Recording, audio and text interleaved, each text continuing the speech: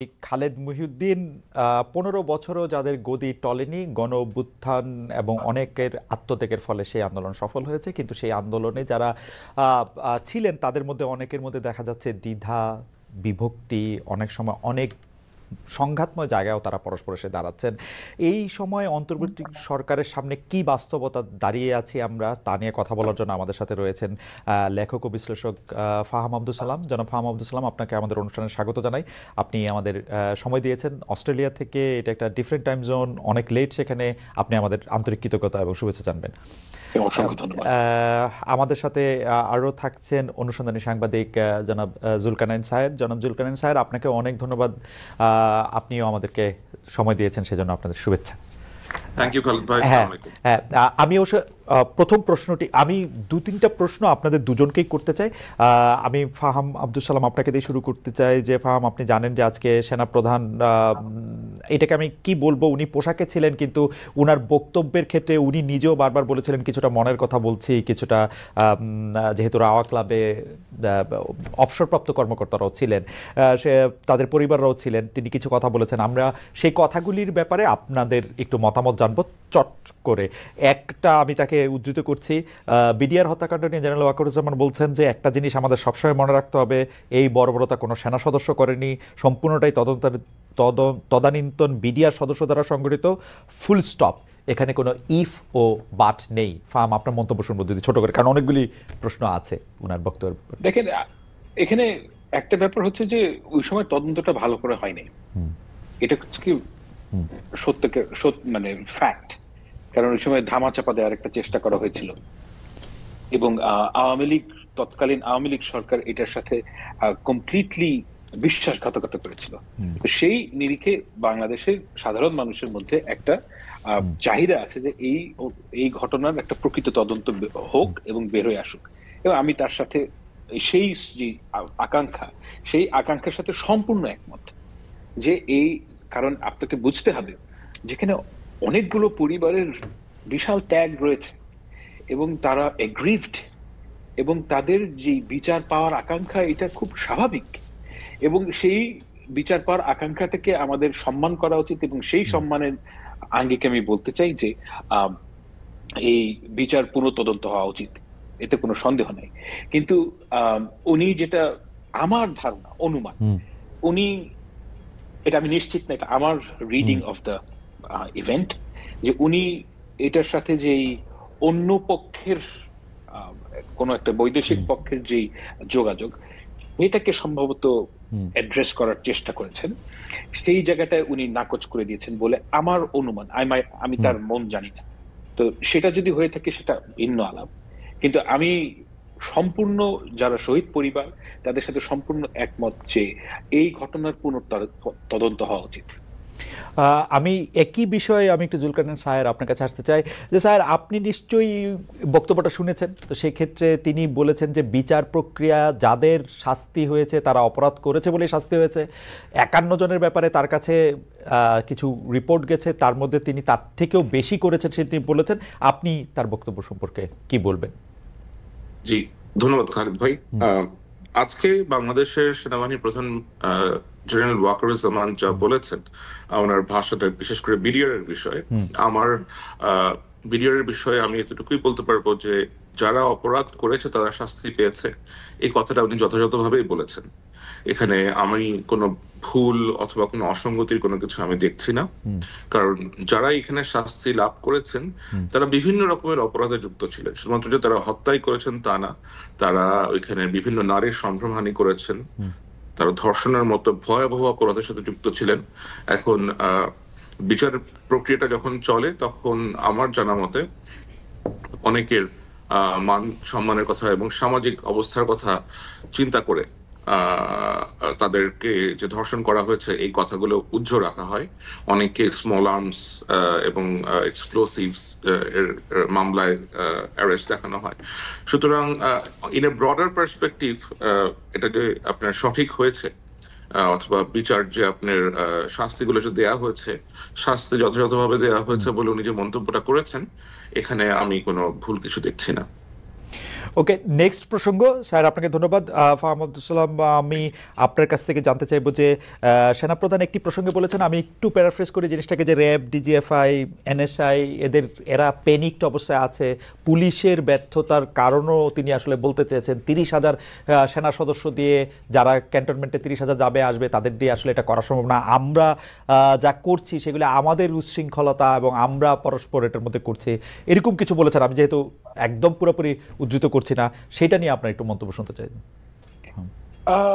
কথাটা তো সত্যই, মানে ব্যাপারটা হচ্ছে যে আমরা একটা এক্সট্রাঅর্ডিনারি ফেজে আছি, এবং এই এক্সট্রাঅর্ডিনারি ফেজে থাকার কারণে কিন্তু মিলিটারির একটা যে ক্যাপাসিটি সেটা ভীষণভাবে হ্যাম্পার্ড হয়েছে। এটা কোনোভাবেই মানে অস্বীকার করার উপায় নেই, কারণ মিলিটারির কাজ তো রাস্তায় না, এবং এই কাজটা করছেন তারা, এবং এটা একটা লিমিট আছে, একটা জায়গায় গিয়ে থামতে হবে। আমি সেটা বলি যে আমাদেরকে নর্মালসিতে ফেরত আসতে হবে। আমাদের যে পুলিশিং এটা একেবারে ডিপ্লিটেড, পুলিশিং এর কোনো ক্ষমতাই নেই। সেই অবস্থা থেকে আমাদের উন্নতি হয়েছে, কিন্তু ল অ্যান্ড অর্ডার অবস্থা খুবই বাজে।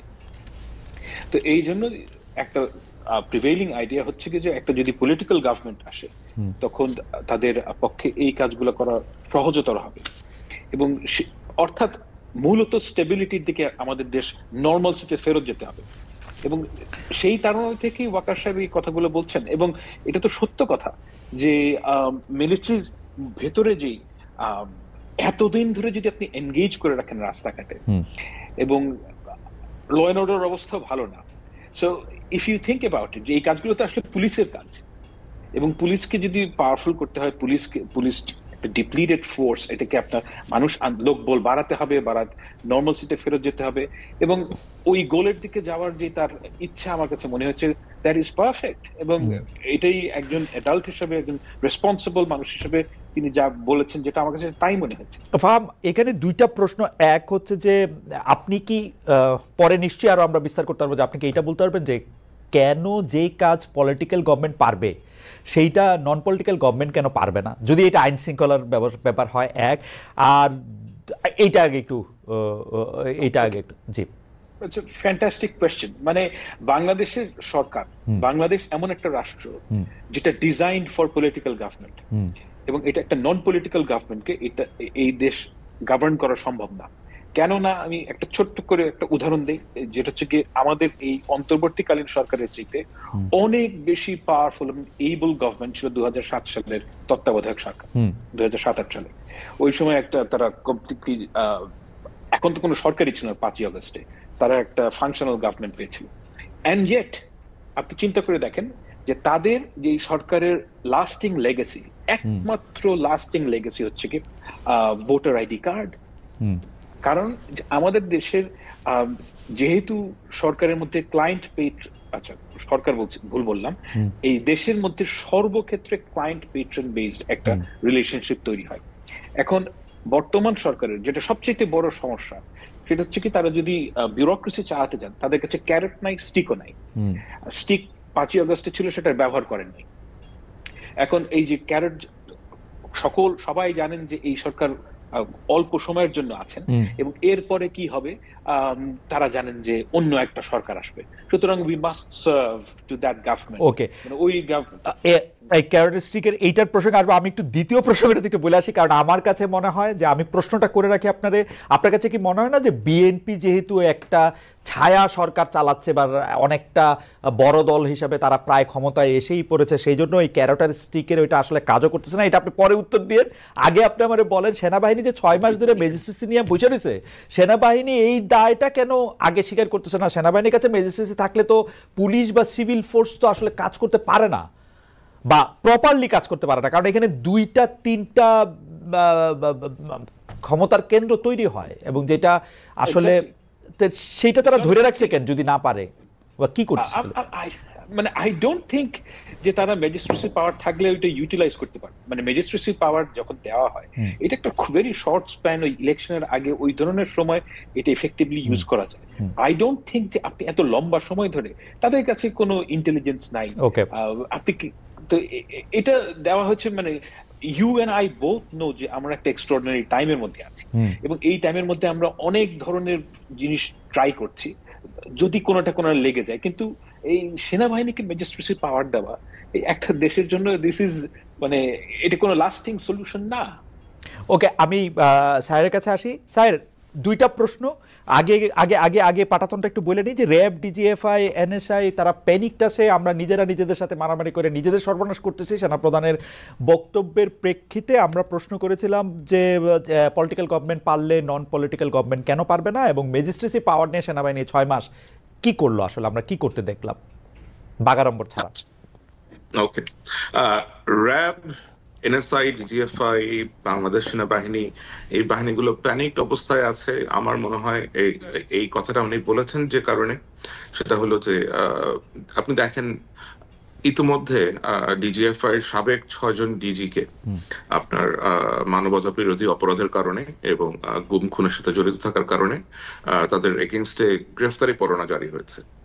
এখন এটা অবশ্যই বাহিনীর সকল সদস্যকে, যে সমস্ত সদস্যরা তখন যুক্ত ছিলেন, তাদের মধ্যেও এক ধরনের ভীতির সঞ্চার করেছে। এখন এটা শুধুমাত্র ডিজিএফ এর ক্ষেত্রে যে হয়েছে তা না, একই কনসিকুয়েন্স যে র্যাবে যারা আছেন, এনএসআই তে যারা ছিলেন, র্যাবে যারা ছিলেন এবং এই সমস্ত কর্মকর্তারা যারা নিজ নিজ বাহিনীতে ফেরত গিয়েছেন, তারা অবশ্যই সেখানে প্রশ্নের সম্মুখীন হয়েছেন। কারণ আমার জানা মতে আর্ম ফোর্সেস ডিভিশন একটা ইন্টারভিউ করে আগস্ট সেপ্টেম্বর মাসের দিকে, যেখানে তারা বিভিন্ন গ্যারিসন থেকে র্যাবে ছিলেন অথবা ডিজিএফআই তে ছিলেন, এনএসআই তে ছিলেন, এরকম সকল কর্মকর্তাদেরকে নিয়ে আসেন এবং সেখানে তারা কর্মকর্তাদের একটা লিস্টও তৈরি করেন যে কারা কারা এখানে যুক্ত ছিলেন গুম খুন হত্যার সাথে করেন। সুতরাং এটা যখন তারা জানতে পেরেছেন যে এরকম তালিকা অথবা এইভাবে ইন্টারভিউ নেওয়া হয়েছে, এবং যেহেতু এগুলোর বিচার হচ্ছে এখন বাংলাদেশে, এবং সেনাবাহিনীর ভেতরেও অনেকে প্রশ্নের সম্মুখীন হচ্ছেন, অনেকে সামরিক যে বিচার আদালত আছে, কোর্ট মার্শাল, এগুলা ফেস করার জন্য প্রস্তুতি নিচ্ছেন। তো অবশ্যই এটা একটা প্যানিক স্টেটে থাকাটাই বেশ বেশ স্বাভাবিক। এবং এছাড়া যখন বাইরে থেকে অথবা দেশের ভেতর থেকে, তো এখন তো ধরেন অনেকেই বিভিন্ন বিষয় নিয়ে আলাপ আলোচনা করছেন এবং এত বেশি মিস ইনফরমেশন, ডিসইনফরমেশন ছড়াচ্ছে যা এই বাহিনীগুলোর সদস্যদেরকে, তাদের পরিবারদেরকেও আতঙ্কিত করে তুলছে। আমার মনে হয় উনি এটাই বোঝাতে চেয়েছেন। ওকে, আমি ম্যাজিস্ট্রেসি এবং অন্য প্রসঙ্গটাতে পরে আসতেছি। আমরা জানি যে আপনি আর্মি অফিসার ছিলেন, সাংবাদিকতা এসছেন, সাংবাদিকতার নাম করেছেন দুনিয়া জোড়া, এবং কিন্তু তারপর আপনি গর্ব নিয়েছেন যখন মানব জমিনে আপনার নামে একটা বাইলেন ছাপা হয়েছে, কারণ এটা বাংলায় ছাপা হওয়া একটা বাইলেনের মধ্যে প্রথম। সেজন্য আপনিও একটু কংগ্রেচুলেশন জানবেন, কারণ আমি প্রিন্টে কাজ করেছি, আমি জানি যে বাইলাইনটার একটা মজাটা কিরকম। কিন্তু এটা নিয়ে আমার একটা প্রশ্ন আছে, স্যার যদি অনুমতি দেন তাহলে একটু করি প্রশ্নটা। সেইটা হচ্ছে যে আপনি এখানে অনেকগুলি নাম লিখেছেন, পরিচালক অমুক, ডিডি তমুক, কিন্তু যখন কোনো অফিসারের নাম আপনি লিখতে গেছেন তখন একজন ব্রিগেডিয়ার জেনারেল। এইটার কারণটা কি? মানে অফিসারের জন্য কি আপনার আলাদা একটা ভ্রাতৃত্ববোধ? না, আমি কখনোই বাংলাদেশ সেনাবাহিনীর অফিসার ছিলাম না। আমি অফিসার হিসেবে প্রশিক্ষণ নিতে গিয়েছিলাম, যেটা আমি শেষ করতে পারিনি। That was not rightly addressed. আর আপনার প্রশিক্ষণ শেষ হওয়ার আগে আপনি বেরিয়ে আসছেন, সরি, ক্যাডেট অবস্থা আপনি বেরিয়ে আসছেন, জি। ওকে, তো ওই ব্রিগেডিয়ার সাহেবের নাম কেন নেওয়া হয়নি? কারণ ব্রিগেডিয়ার সাহেবের নাম আমাদের কাছে ক্লিয়ার করা হয় নাই। আমি আমার যে সূত্র আছে, সূত্র মাধ্যমে সূত্র নামটা বলতে চায় নাই, আগ্রহ প্রকাশ করে নাই। বাট আমি জানার চেষ্টা করেছি, and I was not very sure যে ওই ব্যক্তি কিনা। সুতরাং যে ব্যক্তি কিনা তার নাম আমি কিভাবে, কিন্তু পরিচালকদের যাদের আপনি নাম দিয়েছেন তাদের ব্যাপারে বা উপপরিচালক, সহকারী পরিচালক, তাদের ব্যাপারে আপনি শিওর ছিলেন মোটামুটি? ওকে, হ্যাঁ, মোটামুটি শিওর ছিলেন তাদের ব্যাপারে, যাদের পরিচালকদের নাম, তাদের ব্যাপারে মোটামুটি শিওর ছিলাম। হ্যাঁ, ওকে, আমি আবার একটু ফাহাম আপনার কাছে আসি। যে ফাহাম, আমি বিএনপির কথা বলতেছিলাম যে এখন যে আসলে সরকার থেকে আসলে কাজ করতে অনেকে পারতেছে না, কারণ আসলে কে ক্ষমতা আসবে না আসবে, সেইটা কি বিএনপি এরকম একটা ভাইব দিচ্ছে যে তোমরা ইউনূস সরকারের সাথে মোটামুটিভাবে কাজ চালায় যাও, আমরা আসলে ঝাঁপাই পড়ে কাজ করো, বিকজ তোমরা আমাদের লোক এবং আমরাই আসতেছি ক্ষমতায়? না, ইটস নাথিং লাইক দ্যাট। মানে ব্যাপারটা হচ্ছে যে বাংলাদেশের মানুষের একটা নিজস্ব আন্ডারস্ট্যান্ডিং আছে সকল অর্গানাইজেশনের ভেতরে। এখন আমি যখন একটা সত্যি কথা বলি, আমি প্রথম তো চাই 15ই আগস্ট। 15ই আগস্ট গিয়ে আমি ভাবছিলাম যে বাংলাদেশে তো বিএনপির উপর থেকে গত এই 15 বছর যে স্টিম রোলার গেছে, এর লোক খুঁজেই পাওয়া যাবে না। আমি গিয়ে দেখলাম উল্টা জিনিস, মানে সবাই মানে ওভারনাইট সবাই বিএনপি হয়ে গেছে। এখন এটা তো বিএনপি কে বলে নাই কাউকে গিয়ে, কিন্তু ব্যাপারটা হচ্ছে যে বাংলাদেশের মানুষ উঠতি সুরজকে পূজা করে, যখনই যেখান থেকে সুযোগ পায় তখন সে সবাই কেবলা চেঞ্জ করে ফেলে খুব তাড়াতাড়ি। তো ওই ঘটনাটা ঘটেছে। এখন তারা নিজেদের মধ্যে, আমার কাছে মনে হয় না যে BNP has got a very মানে clear path to power, it has to win the vote of Bangladeshi people, এবং সেই ঘটনাটা বিএনপিকে নিজেই করতে হবে। কিন্তু এই ঘটনা ঘটার আগেই একটা ইনস্টিটিউশনের সবাই যদি মনে করে যে আমরা বিএনপি হয়ে যাব, এটার তো আসলে দায়ভার বিএনপির না। এবং আই ডোন্ট থিঙ্ক যে বিএনপি হিউজ প্রেশার আছে, দুই একটা ইস্যুতে আছে প্রেশার গভর্নমেন্টের উপর, কিন্তু ডে টু ডে রানিং এর ব্যাপারে নো, আই ডোন্ট থিঙ্ক বিএনপির খুব একটা লেভারেজ আছে গভর্নমেন্ট। আমি জানি না, মানে আমি কিছুদিন আমার কিছু বন্ধু আসলে সরকারের কর্মকর্তা পর্যায়ে আছে বলে তারা কিন্তু আমাকে একটা উল্টো ধারণা দিয়েছেন যে ফার্ম, যে আসলে সরকারের কোন কি পজিশনে কে বসতেছেন সেটা অনেকটাই বিএনপির কথা মাথায় রেখেই সেটা বসানো হচ্ছে। যাই হোক, সেটা আরেক প্রসঙ্গ, কারণ এটা আমিও এটা বলতে চাই না, কারণ আমি স্যারের মতো এটা প্রমাণও করতে পারবো না, সেজন্য আমি এটা বলতেছি না। আমি একটু স্যারের কাছে আসি। স্যার, আপনি বিএনপি সম্পর্কে আপনার ফেসবুক স্ট্যাটাসের মধ্যে ছোট্ট একটা জায়গা আপনি একটু ছোট্ট করে বলছেন, সেইটার জন্য যদি আপনি একটু কথা বলেন, এইটার বিষয়ে আমি একটু ফার্মরে বলতে চাই যে বিএনপি মানে ভারতের ভরসা বিএনপি, আপনি এরকম একটা কথা বলছেন, আপনি এইটা কেন বলছেন, এটা কি একটু বলবেন আমাদের, যে ভারতের ভরসা কেন বিএনপি? এটা আসলে আমি বলি নাই, এটা একজন বিশিষ্ট ব্যবসায়ী জনাব এ কে আজাদ, যিনি একজন সাবেক এমপি ছিলেন, আওয়ামী লীগ সংশ্লিষ্ট, ফরিদপুর থেকে ইলেকশন করেছেন, তার মালিকানাধীন একটা পত্রিকা আছে দৈনিক সমকাল, সমকালের একটা মতামত। আমি সেটা রিফিউট করেছি যে এই ধরনের ন্যারেটিভ আসলে কেন সেট করা হচ্ছে যে ভারতের ভরসা বিএনপি, এটা বলতে পারে কিনা। আচ্ছা, আপনি কি মনে করেন যদি ভারত এখন আওয়ামী লীগ নামক ক্যাবলাটা বদলায় অন্য ক্যাবলার দিকে যদি যাইতে চায়, ও কি আসলে বিএনপির দিকেই যাবে বা যাইতেছে? এখন ভারত কার দিকে যাবে সেটা তো তাকে সিদ্ধান্ত নিতে হবে। আর আমার মনে হয় যারা বাংলাদেশে আগামীতে ক্ষমতায় আসতে চান তাদেরকে বাংলাদেশের কেবলাটা যেন বাংলাদেশের দিকেই থাকে সেটা সেট করতে হবে। কেবলা যেন কারোর দিকে না যায়। ভাই, আমরা কারোর দিকে কেবলা যেতে চাই না। না, আমরা না চাইলাম, ভারত চাইবো কিনা যে বিএনপি থাক? সে চাইতেই পারে, বিএনপি পুরনো বন্ধু বিএনপি, তাকে দিতে হবে এমন তো কোনো বাধ্যবাধকতা নাই, তাই না? না না, তাকে তো আপনি দিবেন না। সে যদি ওদিকে ফিরে থাকে আপনি মানায় করবেন কেমনে? মানে বলতে হবে যে তুমি তো নজর সরাও, নজর সরাও এরকমটা। আচ্ছা, অন্যদিকে দাও, এদিকে নজর দিও না। আপনার আমি একটু ফার্মের মন্তব্যটা একটু নিয়ে নিই যে ফার্ম, একটা মিনিট ভাই, আমি আসলে অফিসে, তো আমাকে একটা খুব জরুরি কল নিতে হবে ফর 2 মিনিটস। জি, আর আমাকে আমার রুমটা একটু চেঞ্জ করতে হবে কারণ এখানে একটা মিটিং হবে। ঠিক আছে ঠিক আছে ঠিক আছে, I will be back. ঠিক আছে 2 minutes। ঠিক আছে, কোনো অসুবিধা নেই, কোনো অসুবিধা নেই। আমি এইটার মধ্যে একটু বুঝতে চাই যে মানে স্যার যেরকম বললো যে ইভেন ভারতের বন্ধুত্ব একটা নির্দিষ্ট পলিটিক্যাল পার্টির জন্য আসলে মানে ওদেরকে বলে দেওয়া যায় না আমরা তোমার বন্ধুত্ব চাই না, আপনিও কি তাই মনে করেন কিনা বিশ্লেষক হিসাবে? না না, আমার কাছে মনে হচ্ছে, দেখেন একটা কথা আপনাকে বলি, যেই দল কখনোই ক্ষমতায় আসবে না আর যেই দল অ্যাকচুয়ালি ক্ষমতায় আসবে বলে মনে করে, এই দুইজনের স্ট্র্যাটেজি, এই দুইজনের মধ্যে দুইজনের যে ন্যারেটিভ কখনোই এক হবে না। যেমন আপনি যদি সিপিবি করেন কিংবা আপনি যদি একটা হিজবুত তাহরির করেন, সাপোজ, আমি জাস্ট কথার কথা বলছি, যে এরকম আপনারা যদি আপনি জানেন যে আপনি ভোট করে সরকার গঠন করতে পারবেন না, তখন আপনি অনেক আজব আজব কথা বলতে পারবেন যে ভারতের সাথে হ্যান করবো ত্যান করবো।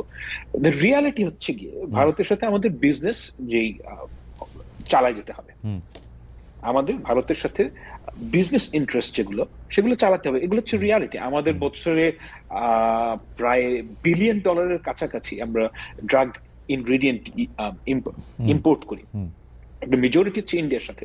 তো এই ধরনের অনেকগুলো ক্রিটিক্যাল ইন্ডাস্ট্রি আছে যেগুলোতে আমাদের ভারতের উপর ডিপেন্ডেন্স আছে। তো এগুলো আমি শুধুমাত্র ব্যবসার ক্ষেত্রে বলছি যে আপনি তো সম্পর্ক নাই করে ফেলতে পারবেন না, আপনাকে এগুলো চালিয়ে যেতে হবে, এটা হচ্ছে ওয়ান পার্ট। কিন্তু আওয়ামী লীগ সরকার যেই কাজটা করেছিল, আমার মনে হয় না যে বাংলাদেশের কোন রাজনৈতিক দল ভারতের সাথে ওই ধরনের নতজানু সম্পর্কে যাওয়াটা আর কখনোই এফোর্ড করতে পারবে। তো আমি মনে করি না যে মানে ভারতের সাথে কোনো সম্পর্ক থাকবে না, এইটা একটা ইমপ্র্যাকটিক্যাল কথা। এই ধরনের ন্যারেটিভে যাওয়াটা উচিত না, কারণ এটা প্র্যাকটিক্যাল কোনো অ্যাপ্রোচ না।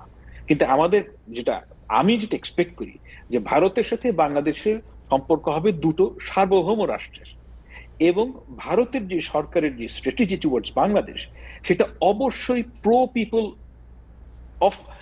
পিপল পলিসি হতে হবে from the perspective of Bangladeshi people. আমি একটু বাছাতে বলি, আপনি এখন যে কথা বললেন একটা স্বাধীন দেশের কূটনীতি এর বাইরে যাইতেই পারে না, মানে এটা হয়তো বাংলাদেশের কূটনীতিতেও এই কথাটাই আসে যে আমরা এইটাই করতে চাই। একদিকে হচ্ছে যে আচ্ছা আপনি হয় না এটা আগে শেষ করেন, তারপর আমি প্রশ্নটা করি। এটা হয় নাই কারণ হচ্ছে কি যে গত 15 বছরে যেহেতু আওয়ামী লীগকে নির্বাচন করে ক্ষমতায় যেতে হয় নাই, মানে নির্বাচন না করেই তারা ক্ষমতায় যেতে পেরেছে, সেহেতু তারা পিপলের যে আকাঙ্ক্ষা, জনগণের যে স্পৃহা, সেটার কোনো তোয়াক্কাই করেনি। তো ওই জিনিসটা বাংলাদেশে সম্ভব না, কারণ বাংলাদেশে আমি মনে করি না যে নির্বাচন না করে আপনি ক্ষমতায় থাকবেন, যে ইন দ্য ফোরসিবল ফিউচার আপনি এটা পারবেন। ওকে, সুতরাং সেহেতু আমি বলছি যে বাংলাদেশের ভবিষ্যতে যেই সরকারে আসুক এই ধরনের নতজানু সম্পর্কের কোনো প্রশ্নই আসে না, এবং সেটা তারা এফোর্ড করতে পারবে না, কারণ ওই জায়গায় গেলে সে পরে নির্বাচন হারবে। আচ্ছা, আমি এখন 2-3টা কথা এরকম একটু বলতে চাই যে আপনি নতজানু সম্পর্কের কথা বলতেছেন, আসলে তো কেউ আসলে ঘোষণা দিয়ে নতজানু সম্পর্কের কথা বলতেও পারবে না, হয়তো বই খাতায় আপনি যেগুলি বলতেছিলেন সেগুলি হয়তো আছে কাজের গরু। কিন্তু আমরা এর উল্টা দিকে যদি দেখি যে বাংলাদেশে একটা পপুলিস্ট রাজনীতির দিক হচ্ছে ভারতকে গালি দেয়া। সেটা আপনি জনপ্রিয় হইতে গেলে আপনি ভারতকে একটা গালি দিতে হবে, ভারতকে আপনার যেটা আপনি শুরু করছেন যে অনেক কিছু শেষ করে দিতে হবে, সেটা বলা। বিএনপির অবস্থানটা আসলে কি হবে? কেন আমি প্রশ্ন করতেছি, বিএনপির রাজনীতি তো এই 15 বছর বাদ দিলে আমি কিন্তু ভারতের গালাগালি বা ভারতকে ইঙ্গিত করে কথা বলা সেগুলি 2-1টা এরকম ছিল না যে তা না, ছিল। কিন্তু আমরা যখন ক্ষমতায় বিএনপি গেছে 2001 থেকে 2006 যদি আমরা ধরি, সে ভারতের কাছে গ্যাস বিক্রি করে দিতে চাইছে, সে টাটার কারখানা এখানে আইনা কম দামে বিদ্যুৎ দিতে চাইছে, ভারতের সাথে সম্পর্ক উন্নয়নের জন্য এক্সট্রা মাইল গেছে। কেউ কেউ বলতে চায় যে তাইওয়ানকে স্বীকৃতি দিছে ভারতকে খুশি করার জন্য, চীনকে অখুশি করার জন্য। ওই রিয়ালিটি আর নাই, সেই রিয়ালিটি এখন আর নাই। এটার কারণ হচ্ছে কি, আমি আপনাকে একটা ঘটনা, ছোট্ট ঘটনা। 2024-এর নির্বাচনের আগে আমাকে বাংলাদেশের একজন সেনা কর্মকর্তা, আমি এখানে নাম বলছি না, তো উনি আমাকে বললেন যে উনি যোগাযোগ ছিল প্রফেশনাল কারণে, এবং আমি আপনাকে শুধু এতটুকুই বলছি যে ওনার যে প্রফেশনাল কারণে ভারতের সাথে যোগাযোগ ছিল এটা লেজিট, এটা ওনার প্রফেশনাল ক্যাপাসিটি দিয়ে হওয়ার কথা। তো ওনাকে বাংলাদেশের আওয়ামী লীগ সরকারের প্রায় 15 জন এমপি রিজিউমে সিভি দিয়েছেন ভারতে পৌঁছানোর জন্য, এবং এর মধ্যে 3 জন সেটা হিন্দিতে ট্রান্সলেট করে দিয়েছে। সিরিয়াসলি? তো বুঝতেই পারছি, একেবারে হিন্দিতে এখান থেকে ট্রান্সলেট করে দিয়েছে যাতে ওখানে পৌঁছলে পড়তে সুবিধা হয়। এখন আমি আসলেই মনে করি না যে বিএনপি, ধরা যাক যদি বিএনপির, আমি বিএনপির কিছু নেতাদের সাথে কথা বলেছি, আমার কাছে কখনোই মনে হয় না যে তারা প্রো ইন্ডিয়ান, তারা পরিপূর্ণভাবে প্রো বাংলাদেশি। কিন্তু তার মানে এই না যে আপনি ভেঙে ফেলবো, মানে আপনাকে রিয়েলিস্টিক হতে হবে। তো আচ্ছা, কথাটা যখন উঠলোই আমার কাছে কিন্তু সবসময়, মানে আমি এইটা আওয়ামী লীগের সময়ও আওয়ামী লীগের লোকজনরে, বিএনপির লোকজনরে সবসময় আমি এটা বলছি যে ভারত হয়তো আওয়ামী লীগের সাপোর্ট করে, কিন্তু ভারতের এই জুজুর ভয়টা বোধহয় আওয়ামী লীগে বেশি দেখায়, এটাকে একটা জুজু করে ওরা হয়তো এটা দেখায়। তাইলে এটা সত্যি, মানে ভারতে সিভি পাঠাইতে হইতো হিন্দিতে ট্রান্সলেশন কইরা? আচ্ছা, পাঠাতে হতো কিনা এটা আমি জানি না, কিন্তু পাঠানো হয়েছে। আচ্ছা, মানে তাহলে আমি একটা জিনিস বলি যে আপনার কাছে কি মনে হয় এই জুলাই আগস্টের আন্দোলনের সময় ভারত তার ওই যে ব্লেসিং, সেই ব্লেসিং এর হাতটা একটু সরাই নিছিল শেখ হাসিনার উপর থেকে? না, আমি আগেও বলেছি যে লাইভ টিভিতে একটা বাজে শব্দ করে বলে ফেলেছি। তো যাই হোক, আপনার অনুমতি নিয়ে আমি বলছি, ফ্রম র ইট ওয়াজ এ ক্লাস্টার ফাক, as simple as that. তাদের ইন্টেলিজেন্স 100% ফেল করেছে। এটার কারণ হচ্ছে গিয়ে they took it very easily. They took it, মানে আমরা কিন্তু, আমি একা না, আর আমরা অনেকে ভারতীয় পত্র পত্রিকায় লিখেছি যে এই ঘটনাটা ঘটতে পারে।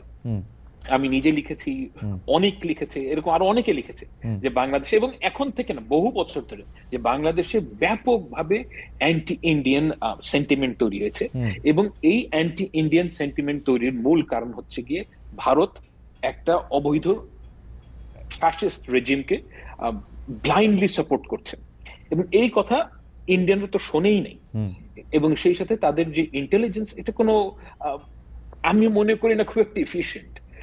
এটা আমি একটা কারণও আছে যে আমি বিভিন্ন সময় তাদের টক শোতে যারা তাদের বাংলাদেশ এক্সপার্ট তাদের কথা শুনি, ইউ উইল নট বিলিভ যে তারা কোন লেভেলের ইগনোরেন্ট। তো তারা বাংলাদেশ সম্বন্ধে খুব ভালো জানেনও না, তাদের ইন্টেলিজেন্স কমপ্লিটলি ফেল করেছে।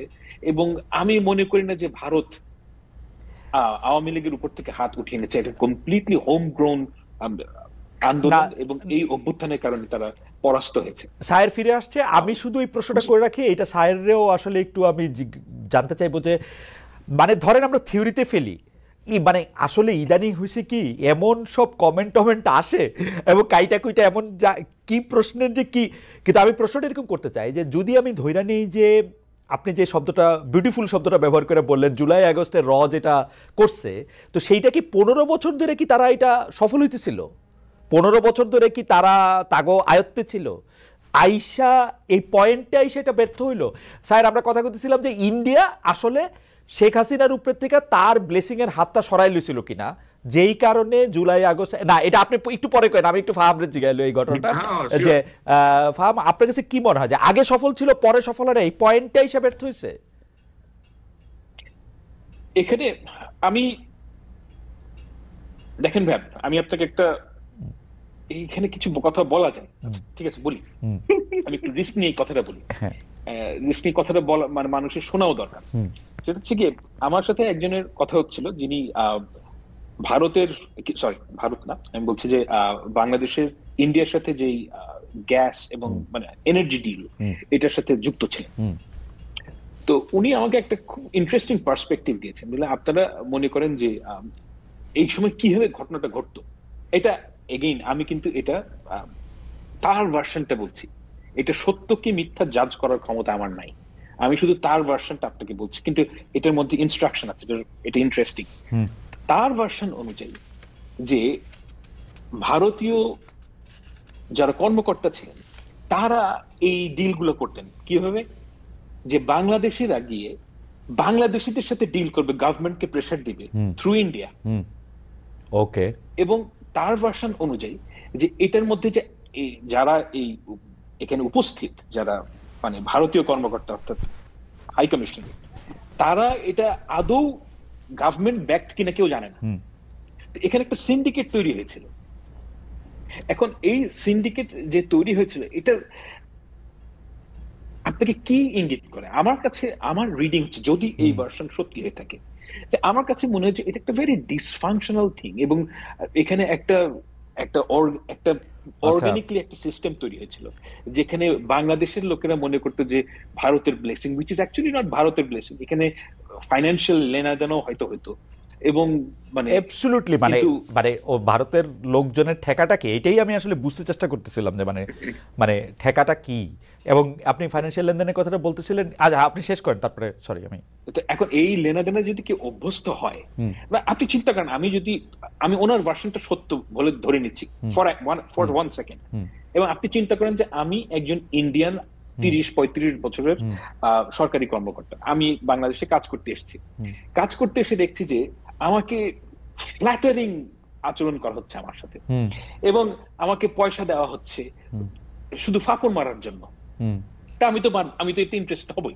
ওকে, তাই না? যে আমার কথা যদি আপনার পয়েন্ট পরিষ্কার। আমি একটু স্বামীর কাছে জানতে চাই, স্বামী আমার ইয়াটা হচ্ছে যে 15 বছর ধরে আওয়ামী লীগকে ভারত সাপোর্ট করতেছিল, সেই সাপোর্টটা জুলাই আগস্টে সরাই নিছিল কিনা? 15 বছর ধরে ভারত আওয়ামী লীগ সরকারকে যে সাপোর্ট করছিল সেটা তারা অবশ্যই জুলাই আগস্টে সরায় নেয় নাই। এটা যদি আপনি একটু দেখেন, কারণ জুলাই আগস্ট পরবর্তী সময়ে বাংলাদেশে বিভিন্ন রকমের পরিকল্পিত স্যাবোটাজ করার চেষ্টা করা হয়েছে। তারা যদি সেগুলো সরায় নিত তাহলে তো তারা এই স্যাবোটাজ গুলো আর করার চেষ্টা করতো না। আর যদি ব্লেসিং সরায় নিত তাহলে তারা হাসিনাকে বা গ্রহণ করতো কেন? বিশ্বের কোনো দেশ তো তাকে গ্রহণ করতে রাজি ছিল না। গ্রহণ করছে কি, বন্দি করে রাখছে, কি আর করছে না? বন্দি করে রাখলে তাহলে সে কথা বলতেছে কেমনে? কত তো ফোনই করতেছে, সামনে আসে না। না সে সামনে আসে না, তার লজ্জা লাগে নাকি?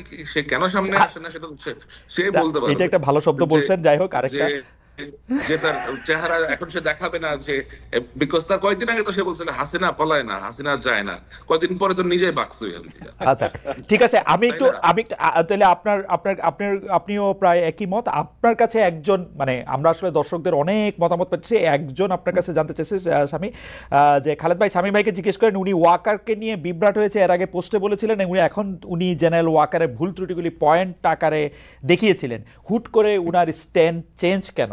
না আমরা আসলে আমার স্ট্যান্ড চেঞ্জ হয় নাই। আমার স্ট্যান্ড বিভিন্ন রিসার্চ করার পরে, বিভিন্ন স্টাডি করার পরে, বিভিন্ন ভাবে বিভিন্ন রকম তথ্য উপাত্ত সংগ্রহ করার পরে আমি বুঝতে পেরেছি যে এই লোক বাংলাদেশের জন্যই এখন পর্যন্ত কাজ করে যাচ্ছেন। বাংলাদেশের কোন রকমের ক্ষতির কারণ উনি অন্তত হবেন না, বরঞ্চ দেশটাকে একটা স্থিতিশীল পরিস্থিতিতে পৌঁছানোর জন্য তিনি একেবারেই চেষ্টা করে যাচ্ছেন। এটাই আমার কাছে একেবারে ভেতর থেকেই আমি এরকম তথ্য উপাত্ত এগুলো সবকিছু আমি পেয়েছি। কারণ তার মধ্যে ওই আকাঙ্ক্ষা নাই। উনি স্পষ্টভাবেই গত 2 সপ্তাহ আগেই একটা বোধহয় অফিসার্স কনফারেন্স হয়েছে, উনি ওখানে গিয়ে বলেছেন যে আমার এগুলো নেওয়ার কোনো ইচ্ছা নাই, তোমরা যদি কেউ মনে করে থাকো যে আমি এরকম audacious, then bhai I will quit the job, আমি like I'm leaving, you guys take over and do whatever you want to. এখন the fact is জেনারেল ওয়াকারের মতো এরকম পপুলার অথবা এরকম অ্যাকসেপ্টেন্স ওয়ালা মিলিটারি অফিসার এবং সেনা প্রধান বাংলাদেশ সেনাবাহিনীতে গত 15-16 বছরে আসে নাই, to be very frank with you. অনেকেই বলবে যে হ্যাঁ এই জনপ্রিয় ছিল, ও জনপ্রিয় ছিল। জেনারেল ওয়াকারের যেরকম অ্যাকসেপ্টেন্স আছে সৈনিকদের কাছে, আদার র্যাঙ্কস এর কাছে, অফিসারদের কাছে, এটা আপনি অন্য আরেকজনকে দিয়ে রিপ্লেস করতে পারবেন না। মানে শেখ হাসিনা সব কাজ খারাপ না আসলে? না, শেখ হাসিনা সব কাজ খারাপ না, এটা তো শেখ হাসিনা তো সব কাজ খারাপ না। আচ্ছা ঠিক আছে, আমি আসতেছি আপনার কাছে। শেখ হাসিনা সব কাজ খারাপ না হলে সে আজিজরা দিল কেন? চোর পাটপাট। হ্যাঁ হ্যাঁ, আজিজকে দিছে খারাপ, ওয়াকারকে দিছে ভালো, ভালো কাজ খারাপ কাজ সব কাজই করছে আর কি। যাই হোক, আমরা দর্শকদের কাছে জানতে চাইছিলাম দেশের আইন শৃঙ্খলা পরিস্থিতি সন্তোষজনক।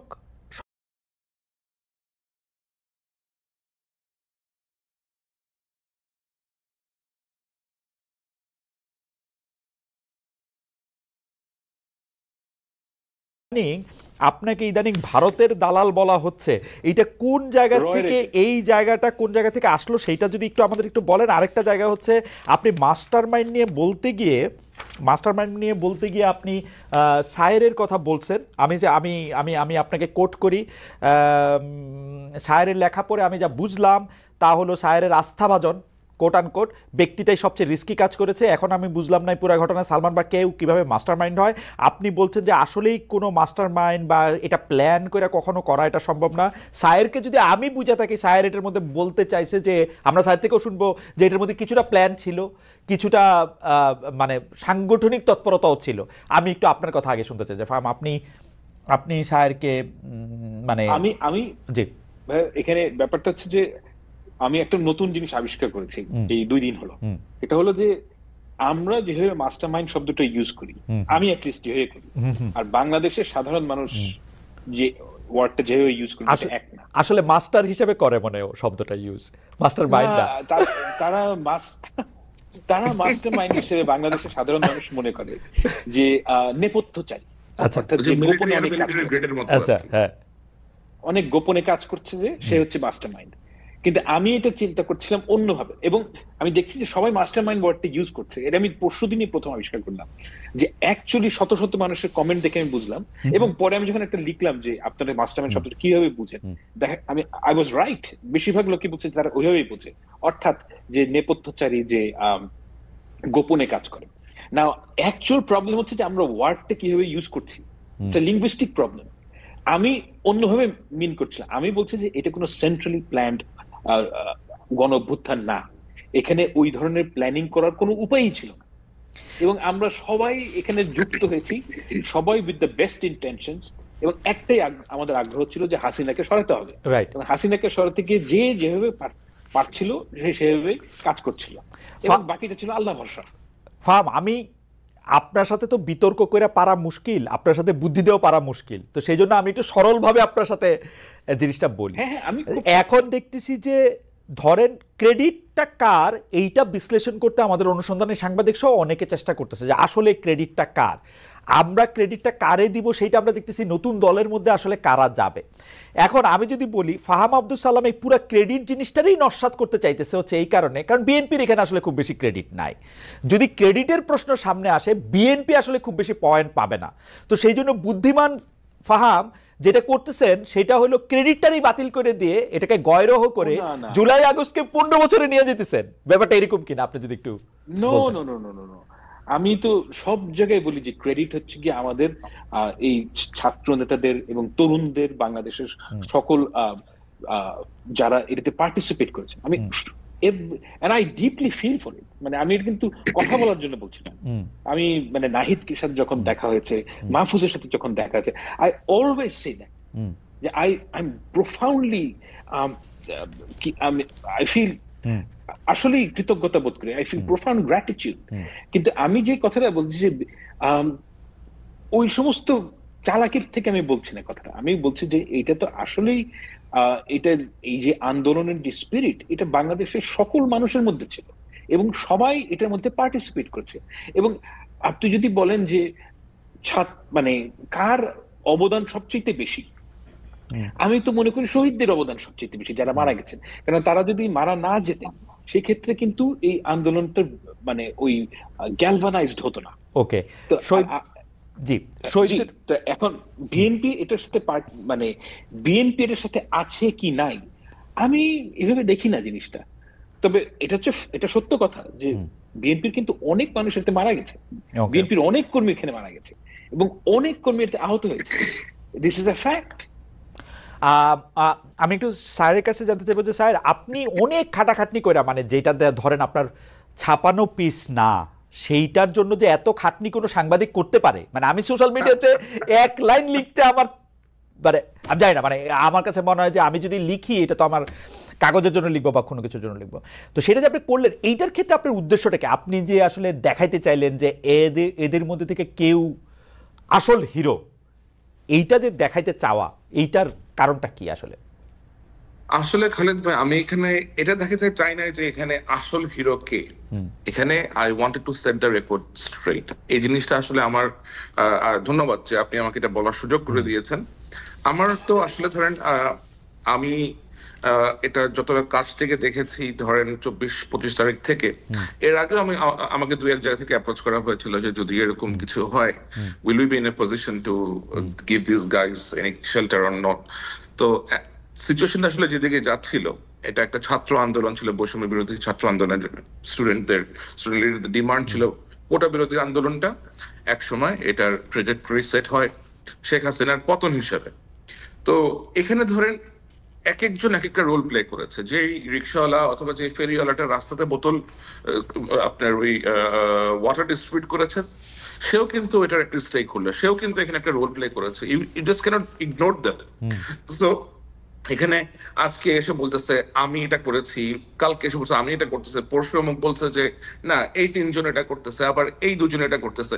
ভাই it was not a single effort, it was a coordinated effort by a lot of people. Everybody participated.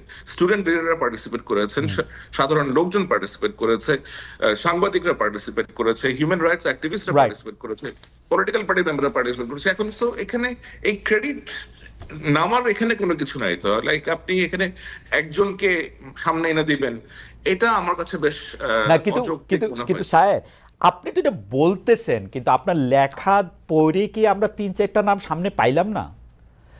ধরেন আপনি লেখা পড়লে আপনি যে কথা এখন বললেন সেই কথার তো এন্টিথিসিস মনে হচ্ছে আমার কাছে লেখাটা। কারণ সেটা আপনি লেখাতে যেটা পড়েছেন সেটা একটা বিশ্লেষণ ধর্মী লেখা আপনি আমার কাছ থেকে পেয়েছেন।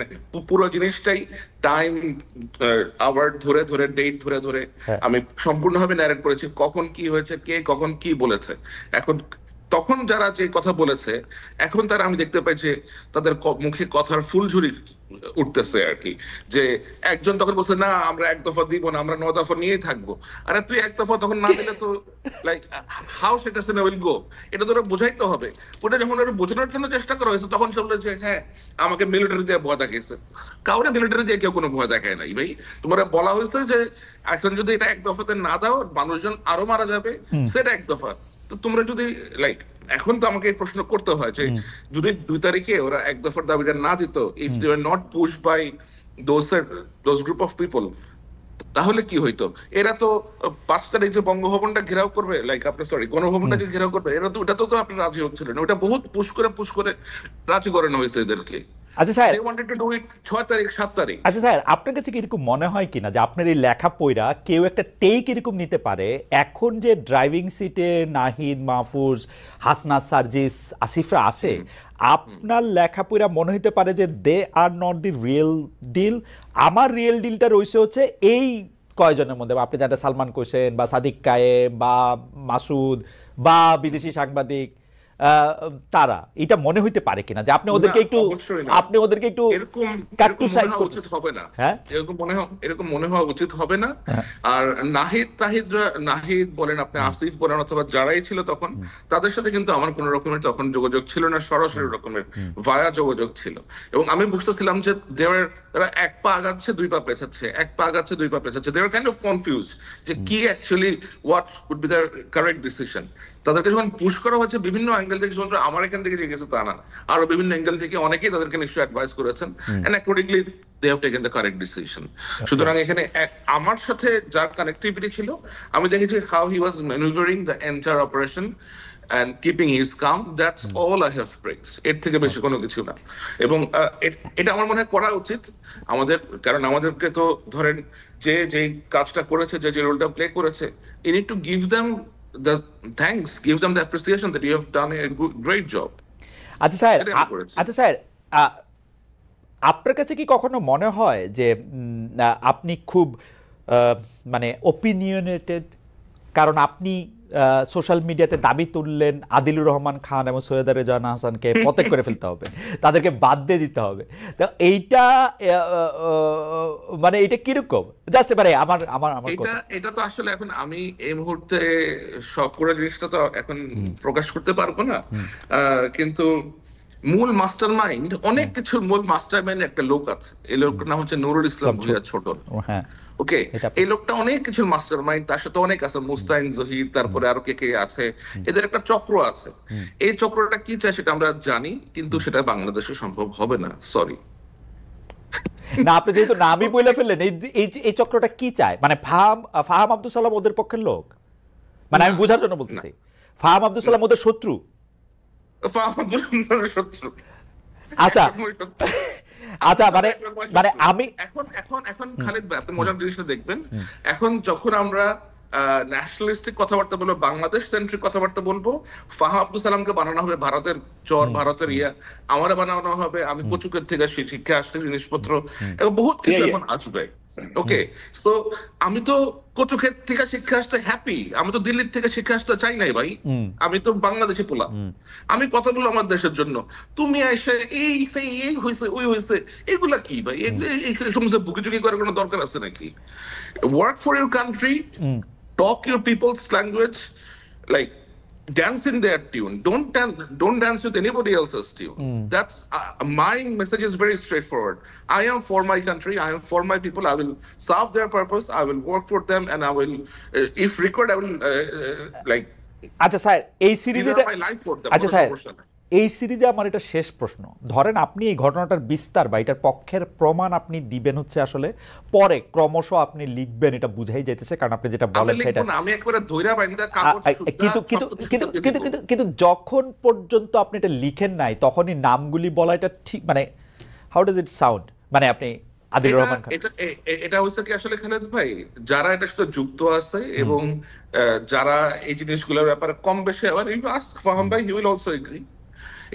You ask any politically, না, এটা তো বোঝা গেল ফাহাম যেহেতু উনাদের শত্রু, ফাহামও তো এই কথাই বলবেন, তাহলে আর মানে আপনি আপনার যে of course you have a large circle back in Bangladesh, you just run these things, you just run what I said, যে স্পেসিফিক দরগা শরীফ, ওই একটা নিষিদ্ধ ঘোষিত যে পার্টি, এটারে অ্যাক্টিভ করতে যাচ্ছে কে, এটার যে ব্যান আছে এটার ব্যানটা কে লিফট করতে চায়, গোলাম সারোয়ার নামে একটা ক্যারেক্টার আছে, এক লয়ার, সে কোথায় কোথায় গিয়ে কোঅর্ডিনেট করে বেড়াচ্ছে, এগুলো সব আমরা জানি রে ভাই। ভাই, কে কোথায় যাচ্ছে, everybody like we know all of this things. আচ্ছা, এগুলা সিক্রেট না। আমি আপনার কাছ থেকে কথাটা একটু কাইরা নিয়ে আমি একটু ফাহামের কাছে যাই। ফাহাম, একটা খেলার কথা বা একটা লক্ষ্যের কথা সায়ের কিছুটা বলল, আমি একটু জানতে পারি বা আপনি একটু বলতে পারেন যে এই লক্ষ্যটা আসলে কি, মানে বাংলাদেশটা কি করবে, মানে মানে কি হইলে সবাই খুব খুশি হবে, মানে সায়ের যে নামগুলি বললেন এবং যারা দেখতেছি যে বাংলাদেশে অনেক কিছু নিয়ে যাদের অনেক ক্ষোভ দুঃখ, সবাই খারাপ, কি হইলে বাংলাদেশটা একটু ভালো হবে, মানে লক্ষ্যটা কি? মানে সায়ের তো বললো না, সায়ের হয়তো পরে বলবে যে কিছু একটা লক্ষ্য তো আছে, সেই লক্ষ্যটা কি? আমি আসলে এটা জানি না, আমি সায়েরের মতন এত ইনফরমেশন তো আমার কাছে নাই। হ্যাঁ, তবে আমি একটা কথা, মানে I am confident about it, যে বাংলাদেশে অনেক মানুষ অনেক কিছু প্ল্যান করে খুব গ্র্যান্ড আইডিয়া নিয়ে, এগুলো ফেল করে। এটা ফেল করে কারণ হচ্ছে গিয়ে এই সমস্ত চাহিদার মূল কারণ কিন্তু বাংলাদেশের পরিবর্তন না, এটা হচ্ছে গিয়ে আমার ব্যক্তিগত কিছু চাওয়া, ব্যক্তিগত গ্রাজ, ব্যক্তিগত আমি ওরে পছন্দ করি না, ও ইসলামিস্ট, আমি ওরে পছন্দ করি না, ও সিআইএর দালাল, এমনি করে সবাই গুটি চালাচালি করে। এবং আমি জিনিসটাকে ওইভাবেই দেখি এবং আমি এটা বাল খেললো হিসেবে মনে করি, মানে এটার সাথে এটাকে আমি কোনো থ্রেট মনে করি না। তারা চেষ্টা করছে, তারা অনেক কিছুই চেষ্টা করবে, যেমন তারা আমি জানি না তাদের মানে মোডাস অপারেন্ডি কি, যেটা আমি জানি না কিভাবে, কিন্তু আমি একটা জিনিস মনে করি, বাংলাদেশে যদি আপনি কিছু চেঞ্জ করতে চান আপনার হিউজ পাবলিক সাপোর্ট লাগে। I don't think they have got it. So তারা অনেকে যে বলে যে বিএনপির পাবলিক সাপোর্টটাই ওইটা, যেহেতু বিএনপি একটা বড় দল, কিন্তু আমরা যেটা মনে করতেছি ওরা যেটা কথা বলতেছে সেইটা আসলে বিএনপি তাদের সাপোর্টটা পায় বলে বিএনপি বড়, আসলে বিএনপির আদর্শের জন্য বিএনপি বড় না। Whatever doesn't count. ভোটের দিনে কে কাকে ভোট দেয় এটা কথা। আপনি তো বিয়ে করতে বসেন নাই, আপনি তাকে ভোট দিবেন, রাইট? এখন এটা আমি ছোটবেলার থেকে শুনে আসছি যে বিএনপি একটা ক্লাব, সো বি ইট। আপনার যদি মনে হয় যে এটা একটা ক্লাব, দ্যাটস ফাইন, কিন্তু ভোট কাকে দেয় এটা হচ্ছে কথা। যদি ওরা ভোট এখন বিএনপি না দেয় তাহলে তো বিএনপি পারবে না। ফ্রি অ্যান্ড ফেয়ার ইলেকশন হলে দেখা যাক। I don't want them to be in পাওয়ার। আমার অ্যাক্টিভিজমের একটাই কারণ, গত 10-12 বছর ধরে একই কথাই বলছি, বাংলাদেশের মানুষ একটা ফ্রি অ্যান্ড ফেয়ার ইলেকশনে যাকে ভোট দেয় আমি মেনে নেব। যদি বিএনপি পায় বিএনপি, যদি সিপিবি পায় সিপিবি, যদি জামাত ইসলামী পায় Jamaat Islami, I agree, completely agri. কিন্তু আপনাকে একটা ফ্রি অ্যান্ড ফেয়ার ইলেকশন দিতে হবে, that's all I want. Okay sir, আমি ফার্মের কাছে আবার একটু আসবো। স্যার, আমি একটা জিনিস জানতে চাচ্ছিলাম যে আমার এখানে একজন সাংবাদিক এসেছিলেন, তো তার সাথে আলাপ প্রসঙ্গে তিনি আমাকে জানালেন যে জনাব তারেক রহমানকে দেশে ফিরতে দিচ্ছে না জনাব ইউনূসের সরকার, তাকে আসলে বিভিন্নভাবে মাইনাস করার একটা পরিকল্পনা করা হচ্ছে। এই ব্যাপারে আসলে আপনার কোনো তথ্য আছে কিনা? আমরা প্রশ্নটাকে আরেকটু করতে চাই। জনাব তারেক রহমান দেশে ফেরাটা কবে ফিরবেন, এখনই ফেরা উচিত কিনা, তিনি কোনো কিছু আশঙ্কা করতেছেন কিনা? আমি আসলে আই হ্যাভ নো আইডিয়া উনি কি প্ল্যান করতেছেন, অথবা কারণ আমার তো এটা থাকাও স্বাভাবিক না আসলে। কিন্তু আমি বিভিন্ন ভাবে বিভিন্ন সূত্রে যা জানতে পারি অথবা যা বুঝি যে বিশেষ যে গোষ্ঠী আছে সেই গোষ্ঠী বাংলাদেশে সহসা নির্বাচন হোক এটার পক্ষে তারা না। তারা চান বাংলাদেশের যে অবস্থায় বর্তমানে আছে অন্তর্বর্তী সরকার, এটাই আরো দীর্ঘায়িত হোক, অন্তত 2-3 বছর আরো দীর্ঘায়িত হোক, এবং তারপরে তারা একটা অবস্থাতে গিয়ে নিজস্ব একটা সুবিধা মতো পর্যায়ে পৌঁছে তারপরে তারা ইলেকশনটা দিতে চান। এবং তাদের ইলেকশন কন্ডাক্ট করতে তাদের কাছে অবশ্যই প্রথম বাধা হচ্ছে মূল যে পলিটিক্যাল পার্টিগুলো আছে, বিএনপি, জামাত, গণ অধিকার পরিষদ এবং অন্যান্য যে সমস্ত লাইক আপনার লিডারশিপ আছে তারা। সুতরাং অবশ্যই তারা তো চাইবেন না যে মিস্টার তারেক রহমান বাংলাদেশে যাক, বাংলাদেশে গিয়ে উনি ওনার লোকজনের সাথে ইনভলভ হোক। তো তার ফেরা ঠেকাতে অবশ্যই অনেক রকমের তৎপরতা থাকতে পারে, বাট আমি নিশ্চিত না যে এরকম তৎপরতা আছে কিনা। বাট আমি বিএনপির লোকজনের কাছ থেকে আমি যতটা জানি যে উনি যথেষ্ট ইন্টারেস্টেড বাংলাদেশে ফেরত যেতে। ওনার মায়ের চিকিৎসা এখনো চলছে ইউকেতে, তো উনি হয়তো নিশ্চয়ই ওরকম একটা সুবিধাজনক সময় বাংলাদেশে ফেরত যাবেন। মানে এই প্রশ্ন ফাহাম যখন আরেকবার আসছিলেন, ফাহামকে আবার করছিলাম যে ফাহাম সে সময় একটা উত্তর দিয়েছিলেন যে এটা তো আসলে দেশের সকল ফোকাস ওদিকে চলে যাবে, কিন্তু দেশের সকল ফোকাস ওদিকে গেলে তো যাওয়াই তো উচিত মনে হয় এখন এই হানাহানি পারস্পরিক কাদা ছোড়াছড়ির মধ্যে আপনার কাছে কি মনে হয় যে মানে উনি আমার মনে হয় হি উইল লিভ, লাইক আমার মনে হয় he will travel to Bangladesh. খুব শীঘ্রই বোধহয় উনি যাবেন বাংলাদেশে, আমি এরকম শুনেছি। ফাহাম কি এটার একটা এক লাইনে কিছু বলবেন যে আপনার কি মনে হয়? আমার তো মনে হয় উনি যাবেনই অবশ্যই, কিন্তু কখন যাবেন এটা তো বলা খুব দুরূহ, কারণ এই মুহূর্তে তো ওনার মার চিকিৎসা চলছে। আর উনি বাংলাদেশে যাওয়াটা এটা একটা ঘটনা ঘটবে, তো আমার কাছে মনে হয় না যেটা হুট করে হওয়া সম্ভব। মানে উনি যদি প্ল্যানও করেন, হুট করে হওয়া এটা সম্ভব নয়। উনি তো আর আমার প্রোফাইলের মানুষটা যে আমি টিকিট কেটে চলে যাব। ওকে, আচ্ছা আচ্ছা, বুঝতে পারছি। মানে ওনার বোধহয় এখন আরো 2টা মামলা আছে, এখনো বোধহয় আরো 2টা মামলা পেন্ডিং আছে, এরকম কিছু একটা মামলা পেন্ডিং থাকলে তো আরো বেশি করে যাওয়া উচিত। কারণ হচ্ছে যে আপনি তো আপিল করতেছেন মামলা কোয়াশ করার জন্য, মামলার যে আসলে গ্রাউন্ডই নাই সেটার ক্ষেত্রে মিনিমাম আপনাকে আসলে কোর্টের সামনে হাজির হইতে হয় গত অন্যায় বলার জন্য। এইটা যে উনি অ্যাটর্নি জেনারেলের ফাইল দিয়ে পাঠিয়ে দিয়েছেন এটা ঠিক হইতেছে না, আই এম টেলিং ইউ। এটা উনার হাজির হয়ে এগুলিকে বন্ধ করা উচিত। একদিন আসলে একদিন উড়ে যাবে সব, যেটা হলো আমার আন্ডারস্ট্যান্ডিং, সরকার যদি বাধা না দেয়। দুইটা মামলাতে বোধহয় তার ওনার সাজাও হয়ে আছে, বোধহয় কোন একটা মামলাতে সাজা হয়ে আছে। সাজা তো বাবর সাহেবেরও হয়েছিল, কিন্তু মানে ওগুলি তো আসলে যাই না। আচ্ছা সামি, যেটা নিয়ে আসলে আমরা কথা বলতে পারবো বা আমরা জানতে পারবো, ফাহাম যদি আমাদেরকে পরে জানান তাহলে হয়তো আমরা জানতে পারবো, নাইলে তার আমাদের পক্ষে জানা সম্ভব হচ্ছে না। কিন্তু আমি একই প্রশ্ন, মানে এখন কতগুলি গুচ্ছ প্রশ্ন করবো, কিন্তু একই প্রশ্ন আপনাদের দুজনকে করতে চাই। একটা হচ্ছে যে সায়েরকে দিয়ে শুরু করতে চাই। সায়ের, আপনি কি মনে করেন যে ডিজিএফআই যে দায়িত্ব 15, 17, 19, 22 বছর ধরে বাংলাদেশে করতেছিল সেরকম একটা ডিজিএফআই আমরা চাই কিনা? আমি একদম স্পেসিফিক 22 বললাম, কারণ হচ্ছে যে 2000 সালের আগে বা 25 বলতে পারি, 2000 সালের আগে আমরা ডিজিএফআই কে এত পলিটিক্স এত কিছু করতে, মানে প্রকাশ্যে করতে দেখি নাই, গোপনে করলে। অবশ্যই এরকম একটা ডিজিএফআই আমরা চাই না। আমরা এমন একটা গোয়েন্দা সংস্থা অথবা বাংলাদেশের গোয়েন্দা অর্গান আমরা এমন চাই যে গোয়েন্দা অর্গানের একটা গোয়েন্দা নীতিমালা আছে, যে গোয়েন্দা নীতিমালার অধীনে এই সংস্থাগুলো কাজ করবে। সেটা ডিজিএফআই হোক, এনএসআই হোক, এসবি হোক, যে যারাই হোক, এমআই হোক, এসএস হোক, like what ever it is, প্রত্যেকের জন্য প্রত্যেকটা প্রতিষ্ঠানের নীতিমালা থাকা উচিত, এবং এই নীতিমালার বাইরে যায় এরা এমন কিছু যেন করতে না পারে। এবং এদেরকে যেন কোনো পলিটিক্যাল পার্টি, যে পলিটিক্যাল সরকারই আসবে, একটা লেয়ারের পরে যেন এদের মধ্যে কোনো রকম পেনিট্রেশন না হয়। কারণ the moment you will allow political penetration within this like agencies, then it will collapse, it will go back to that square one again. কারণ এদেরকে ব্যবহার করেই কিন্তু আপনার রাজনৈতিক ব্যক্তিরা নিজ যে চেষ্টাগুলো আছে অথবা যে আকাঙ্ক্ষাগুলো আছে ওনার লাইক আপনি চরিতার্থ করে থাকেন। কিন্তু স্যার, আপনি তো আরো এই বিষয়ে বিশেষজ্ঞ। ফার্মের কাছে যাওয়ার আগে একটু জানতে চাই যে আধুনিক রাষ্ট্রগুলা কিন্তু এরকম একটা শক্তিকে তারা ব্যবহার করেই, মানে পাকিস্তান আইএসআই এর কথা, ইন্ডিয়ার রাষ্ট্রগুলা এরকম যেখানে বৈশাখী ওদের রাষ্ট্রগুলো এরকম শক্তি ব্যবহার করে, কিন্তু আমাদেরকে এখন ওই যে আপনাকে একটু আগে আমি বললাম যে কেবলা কোনো দিকে দেওয়া যাবে না, কেবলা বাংলাদেশের দিকেই দিতে হবে। এবং আধুনিক রাষ্ট্রগুলোর নিজস্ব ন্যারেটিভ তাদের আপনার প্রতিবেশীর প্রতিও সেট করে দেয়। তো আমাদের নিজস্ব দক্ষতা, নিজস্ব যে ক্যাপাসিটি আছে, ক্যাপাবিলিটি আছে, এগুলো আমাদেরকে বৃদ্ধি করতে হবে। এগুলো বৃদ্ধি করে আমাদেরকে এমন একটা পর্যায়ে পৌঁছাইতে হবে যেন আমাদের জন্য যেন একটু ন্যারেটিভ সেট না করতে, বরঞ্চ ওদেরকে যেন আমাদের জন্য ডিসাইড করতে হয় যে ভাই কিছু করতে যাবো, ট্রাভেল করতে যাবো, আমরা ওদের উল্টা বিপদের মধ্যে পড়ে যাবো। সো এদের সক্ষমতাটা বৃদ্ধি করতে হবে, এবং এর পিছনে রাজনৈতিক যে লিডারশিপ আছে এদের ওই ইন্টেনশনটা থাকতে হবে। ওকে, ফার্ম, আপনার কাছে কি মনে হয় ডিজিএফআই আমি মনে করি যে ডিজিএফআই প্রথমত এই as this organization it should be disbanded. Okay, DGFI এবং র্যাম্প, কারণ এটা এই কারণে যে আমি এটা স্বীকার করি যে ডিজিএফআই এর মতন একটা প্রতিষ্ঠান বাংলাদেশে প্রয়োজন আছে, এই ব্যাপারে আমার কোনো তর্কের অবকাশ নেই।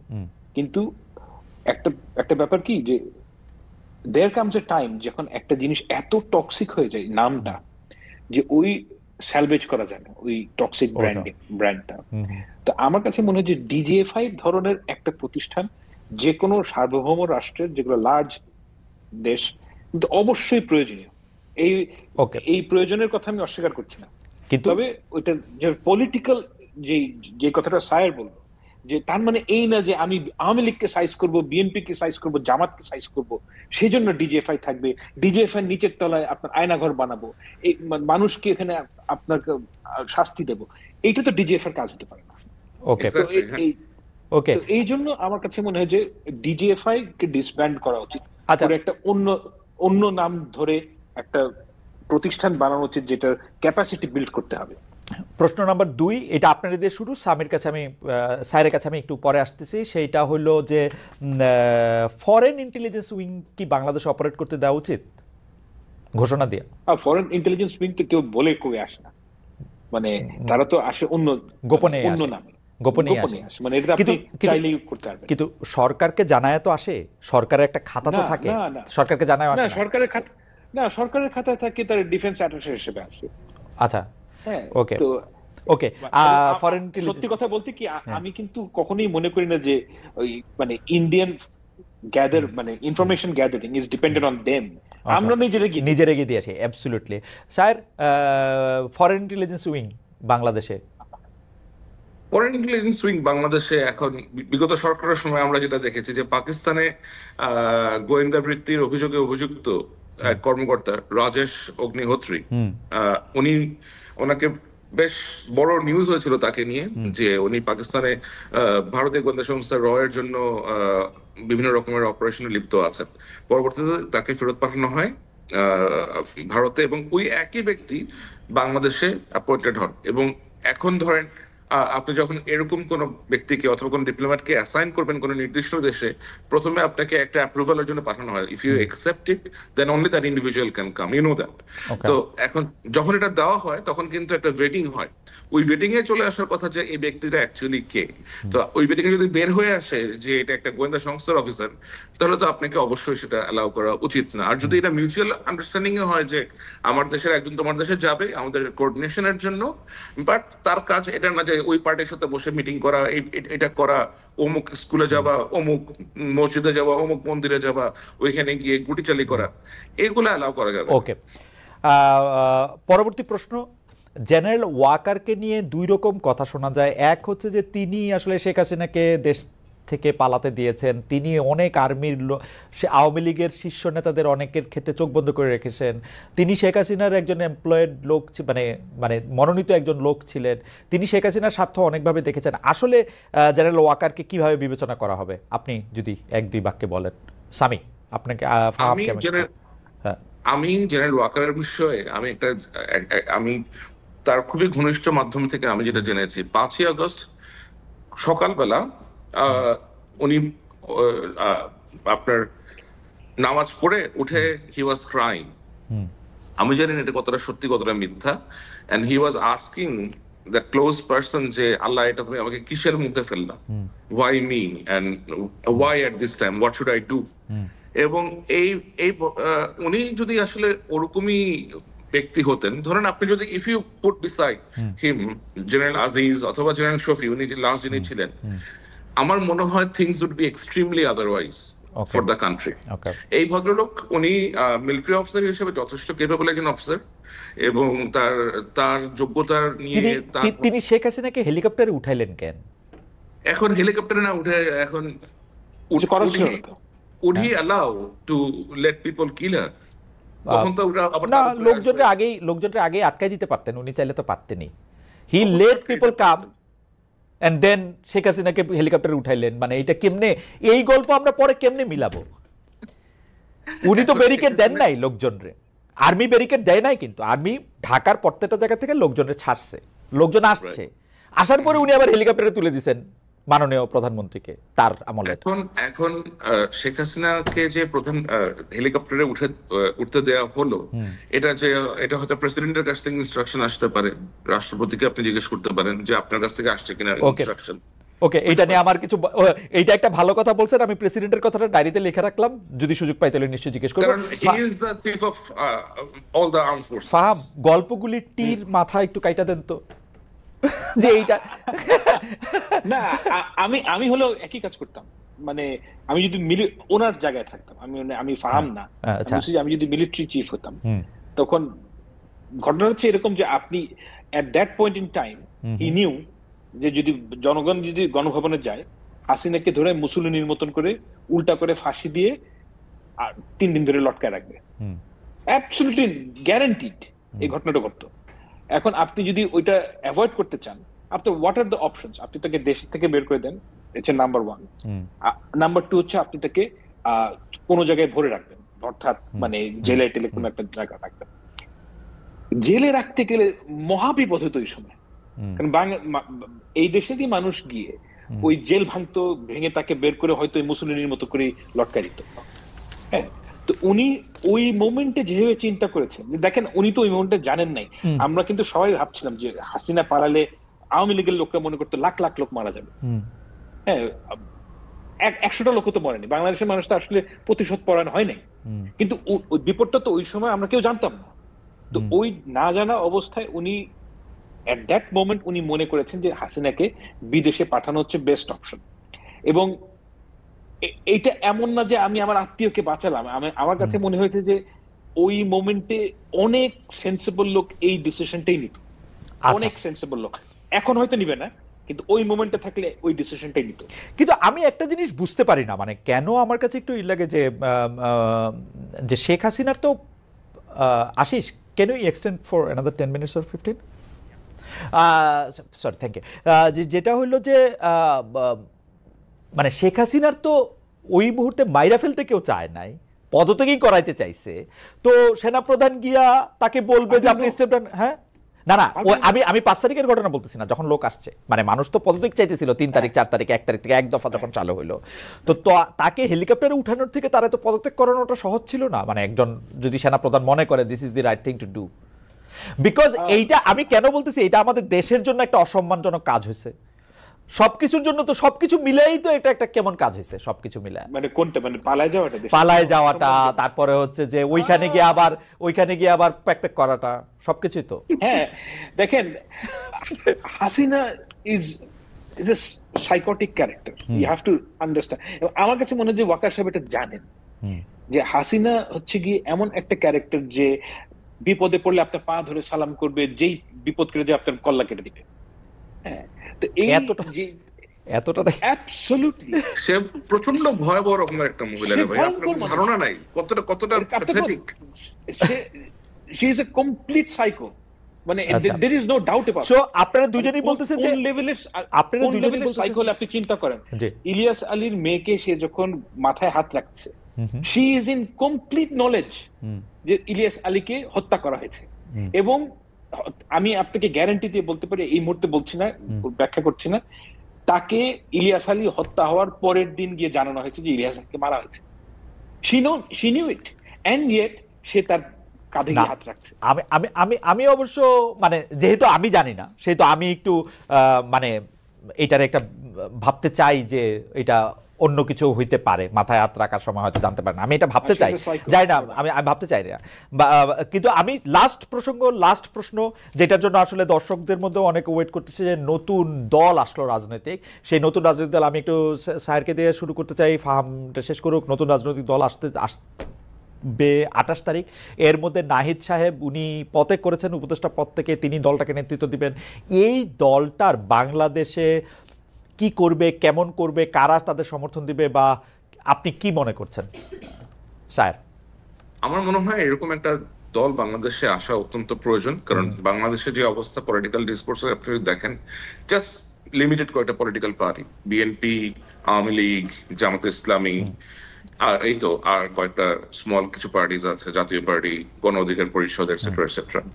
বাট এই দলের প্রতি মানুষের ইন্টারেস্ট থাকবে অনেক, কারণ এই দলের মধ্যে এমন কিছু ইন্ডিভিজুয়ালস আছেন যারা 2024-এর যে গণ অভ্যুত্থান হয়েছে এটাতে নেতৃত্ব দিয়েছেন। তো অবশ্যই মানুষের অনেক ইন্টারেস্ট থাকবে যে তারা কিভাবে অপারেট করে। আমার এক্সপেকটেশন ওইটাই থাকবে যে তারা যেন দলের মধ্যে দলের কলেবর বৃদ্ধি করার জন্য কোন গুপ্ত সংগঠনের ব্যক্তিদেরকে তাদের সাথে করে অ্যাটাচ না করেন, এবং এমন কোন কর্মকাণ্ড না করেন যা বাংলাদেশের গণতন্ত্রের প্রতি হুমকি হয়ে দাঁড়ায়। এরা নতুন রাজনৈতিক দলটি যে 2টা রাজনৈতিক দল বা 3টা রাজনৈতিক দলের নাম আপনি বললেন, তাদের থেকে আলাদা হবে বলে আপনি মনে করেন? I think time will say that. আচ্ছা, এটা টাইম বলে দিবে। আমি একটু ফার্মের কাছে যেতে চাই। ফার্ম, নতুন রাজনৈতিক দল সম্পর্কে আপনার একটু ধারণা, এবং তারা অন্য রাজনৈতিক দলগুলি থেকে আলাদা হবে কিনা? প্রথমে আমি একটা কথা বলি যে এই তরুণ যে ছাত্র নেতা, এরা আমার ভাই, আমি আই ফার্মলি বিলিভ ইট। এবং আমার সাথে নাহিদের যখন দেখা হয়েছে, I congratulated him, he told me যে this is going to happen. আমি তাদের সর্বাঙ্গীন মঙ্গল কামনা করি, এবং আমি পুরোপুরি মনে করি যে বাংলাদেশের জন্য এটা একটা খুবই জরুরি জিনিস।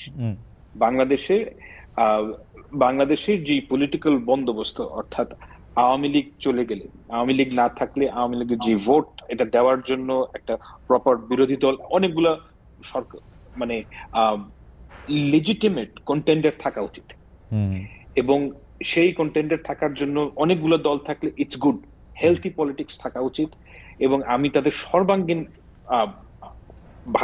ভালো জিনিস কামনা করি। It's truth. Now the question হচ্ছে যে তারা কি ধরনের পলিটিক্যাল পার্টি হবে। This is a very important question. আমার কাছে যেটা তাদের জন্য যে পলিটিক্যাল ন্যারেটিভ, আপনি তো এটা সারা জীবন এটা পেডেল করতে পারবেন না যে আমরা তরুণদের দল, এটা তো ধরেন এখন পারবেন, নেক্সট নির্বাচনে হয়তো পারবেন, তারপর পারবেন। তো এটার জন্য কিছু পলিটিক্যাল প্রোগ্রাম থাকতে হবে, পলিটিক্যাল ন্যারেটিভ থাকতে হবে যেটা কন্ট্রাস্ট করে with BNP and Jamaat Islami. This is a very challenging area. মানে আপনি যদি এমন একটা পলিটিক্যাল পার্টির এমন একটা ফিলসফি নিয়ে আসেন যেটা বিএনপির সাথে ভীষণভাবে অ্যালাইন করে, তাহলে আপনার জন্য ওই পলিটিক্স নিয়ে মানুষের কাছে যাওয়াটা খুব খুব ডিফিকাল্ট হবে। মানে আপনি তো নাবাদী কাজ দিয়ে না, মানে পলিটিক্যাল ফিলসফি ঠিক করতে পারবেন। মানে আরেকটা ছোটদের বিএনপি হইলে খুব বেশি সুবিধা হবে না, বা ছোটদের জামাতে ইসলামী হইলে? ইয়েস, আমার কাছে মনে হয় সেন্টার লেফটে গেলে তাদের জন্য বেটার হবে। ছোটদের সিপিবি বা বড়দের সিপিবি? না, সেন্টার লেফট মানে আমি ঠিক মানে বামপন্থা হিসেবে বলি নাই। ও আচ্ছা আচ্ছা, এটা একটা চ্যালেঞ্জ। আচ্ছা আচ্ছা, আমি বলছি যে প্রোগ্রামগুলা, কারণ বাংলাদেশে আমি মনে করি না যে আওয়ামী লীগের যে ন্যারেটিভ, সেই ন্যারেটিভ যদি আপনি আনা শুরু করেন আপনি পলিটিক্সে টিকতে পারবেন। কিন্তু আপনার যে পলিটিক্যাল ইকোনমিক প্রোগ্রাম, সেই ক্ষেত্রে আপনি সেন্ট্রাল লেফটের পজিশন ধরলে কিন্তু এটার সফল হওয়ার সম্ভাবনা আছে। আচ্ছা, মানে লাস্ট মন্তব্য সেইটা হচ্ছে যে স্বামী, আওয়ামী লীগের নেগেটিভটা বিএনপি এখন বেশি করে বলতেছে, এটা মানুষজন একটা বলে। আর দুই নাম্বার কথা হচ্ছে যে এই বিএনপি এই তরুণ যে রাজনৈতিক দল হইতেছে তাদেরকে, তারপরে হচ্ছে গণ অধিকার পরিষদকে, নূর সাহেবের দলকে শেষমেশ নিয়ে 5টা 3টা 4টা 2টা দিয়ে একটা নির্বাচনী বলয় তৈরি হবে জামাত ইসলামকে বাদ দিয়ে আর বাকি সবার মধ্যে। এইটা সম্ভাবনা আপনি কত দেখেন? আপনি একটু যদি 20-40 1 মিনিটে যদি একটু বলেন, এটা আমি ফাহাম থেকে একটা লাস্ট লাইন শুনবো এটা নিয়ে। বিএনপি, আওয়ামী লীগের নেগেটিভ বিএনপি বলে, এটা হচ্ছে আওয়ামী লীগের ন্যারেটিভ বিএনপি বলে, কারণ বিএনপির কথাবার্তা আওয়ামী লীগের থেকে বেশ ডিফারেন্ট। আমি like the way I have notice যে তারা ওদের বডি ল্যাঙ্গুয়েজ, টোন এবং approach is very different than Awami League.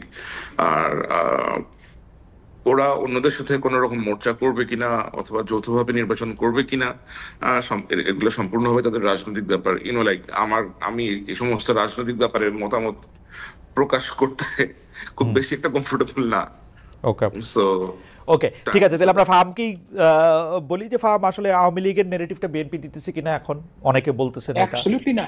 আচ্ছা, মানে কোন নেগেটিভটা দিচ্ছে? এই যে বলতেছে 71 মুক্তিযুদ্ধ, আওয়ামী লীগ যেরকম করে কথা বলতো, ওইটাকে ভাঙা যাবে না, সংবিধান চেঞ্জ করা যাবে না, প্রেসিডেন্টকে সরানো যাবে না, বঙ্গবন্ধুর 32 নম্বর ভাঙা ঠিক হয় নাই, ইত্যাদি ইত্যাদি। আমার কাছে তো দেখেন, আপনি যদি একটা রেসপন্সিবল পলিটিক্যাল পার্টি হন, আপনি যে কোনো একটা জিনিস চাওয়ার আগে আপনাকে বুঝতে হবে how to deal with it. হ্যাঁ, আপনি চুপ্পুকে সরাবেন, দ্যাটস ফাইন। চুপ্পুকে সরানোর পর কে আসবে? এটা একজন ইউটিউবারের কাছে এটা গুরুত্বপূর্ণ বিষয় না।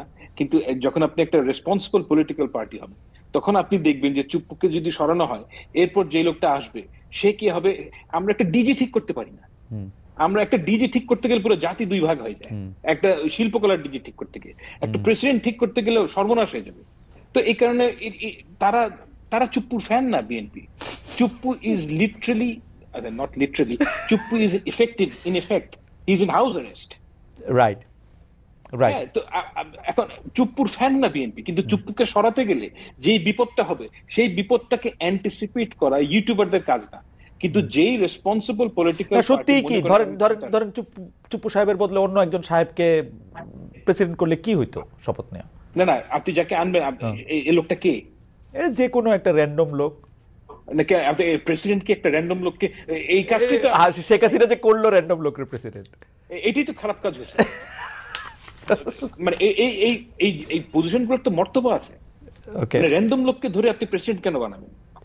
ঠিক আছে, আমরা অনেকগুলি বিষয়ে অনেক গুরুত্বপূর্ণ আলোচনা আজকে শুনলাম। জনাব ফাহাম আব্দুল সালাম, আপনাকে অনেক ধন্যবাদ জুলকারনাইন স্যার, অনেকগুলি বিষয় নিয়ে আসলে আমরা কথা বলেছি। আমি নিজেই আজকের অনুষ্ঠানটা নিশ্চয়ই আরো বার দেখে আরো বিষয় আমার নিজের কাছে আমি দেখতে পারবো। অনেক দর্শক আমাদের সঙ্গে ছিলেন, 15,000-এর মতো। আপনাদের দুজনকে অনেক অনেক ধন্যবাদ।